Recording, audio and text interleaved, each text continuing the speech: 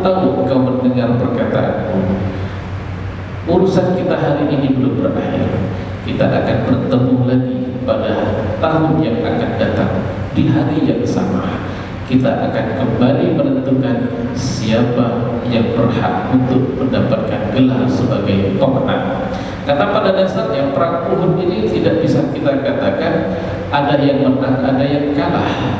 Sebab pada dasarnya pada periode pertama kaum muslimin telah menang. Hanya saja karena kecerobohan pasukan pemanah, hal tersebut kemudian berbalik.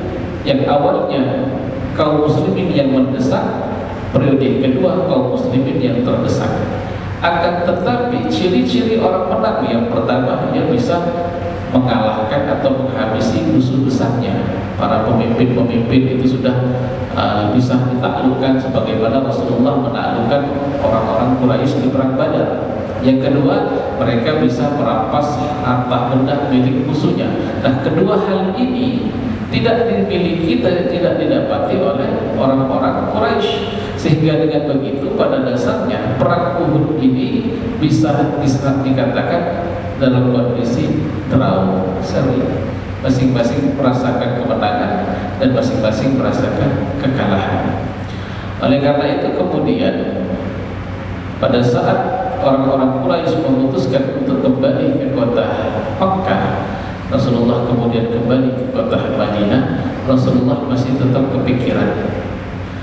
Apa yang dipikirkan oleh Rasulullah?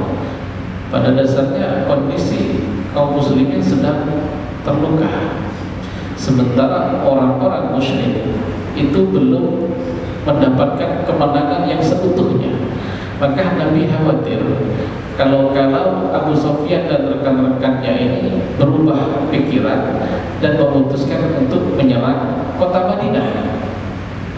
Maka saat itu Rasulullah meminta kepada para sahabat yang ikut dalam peperangan saja untuk keluar dan mengantisipasi hal tersebut.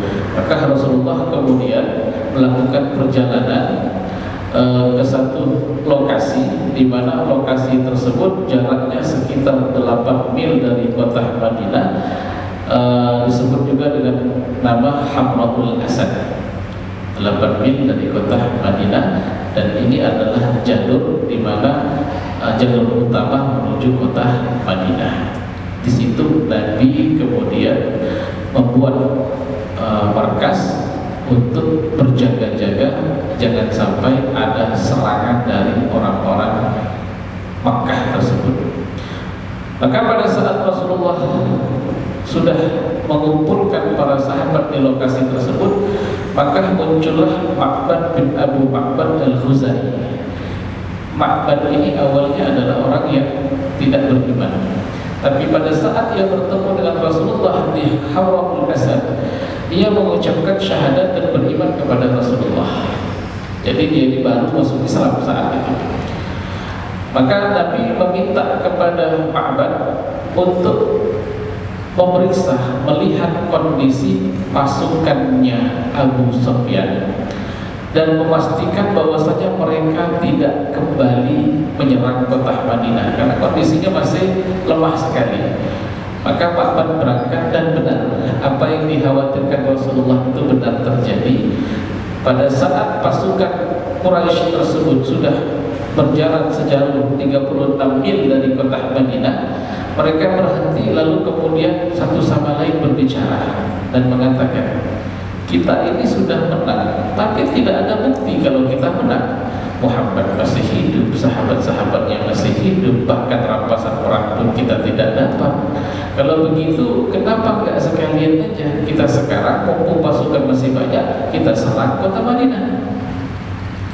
Maka saat itu Sufwan bin Umayyah mengatakan, jangan kalian serang kota Madinah. Kenapa? Karena yang ikut dengan Muhammad itu jumlahnya hanya sekitar beberapa ratus orang.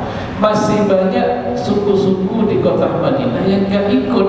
Kalau kalian serang kota Madinah, takutnya mereka ini yang awalnya tidak ikut-ikutan jadi ikut, malah menyerang kita. Ini berarti tambahan tenaga bagi Muhammad. sebenarnya kenyataannya memang ada permintaan untuk ikut, tapi Rasulullah membatasi hanya yang ikut perang di awal saja yang boleh menghadang. Nah, perkataan Safwan ini ditolak oleh mayoritas pasukan, lalu kemudian mereka memutuskan untuk kembali menyerang kota Madinah. Maka saat itulah Ma'bad bin Abi Ma'bad Al-Khuzai ini muncul. Dia sudah beriman, lalu bertanya kepada Abu Sufyan, kalian sedang apa di sini? Maka Abu Sufyan yang tidak tahu bahwasanya Ma'bad sudah menjadi seorang muslim mengatakan, kami mau balik, mau nyerang kota Madinah. Maka Ma'bad bilang, gak usah. Kenapa? Itu Muhammad sudah mengumpulkan bantuan. Orang-orang yang awalnya tidak ikut dalam perang itu sudah bergabung dan membentuk pasukan yang sangat besar. Mereka marah karena banyak di antara mereka yang terbunuh, sehingga mereka ingin membalaskan dendamnya. Maka Abu Sufyan mengatakan, tapi ini kesempatan, kapan lagi waktunya, mumpung masih banyak pasukan kita. Maka Ma'bad terus membujuk mereka dan mengatakan, kalau kalian nekat, khawatirnya kalian nanti akan mengalami nasib sebagaimana di Badar. Dan Abu Sufyan memang sangat trauma sekali pada kekalahan di Badar tersebut, sehingga kemudian dia berpikir lalu mengatakan, baiklah, kalau begitu kita balik ke kota Madinah, ke kota Makkah, artinya nggak jadi nyerang. Maka atas perang dari Ma'bad ini kemudian pasukan Makkah kembali ke kota Makkah, tidak jadi menyerang kota Madinah. Nah, tentunya ada pengaruh-pengaruh negatif dari kekalahan kaum muslimin yang dirasakan oleh kaum muslimin setelah itu. Insyaallah akan kita bahas pada pertemuan yang akan datang. Ini saja yang dapat kami sampaikan. Usi nafsi wa iyyakum bittaqwallah, wallahu muwaffiq ila aqwamit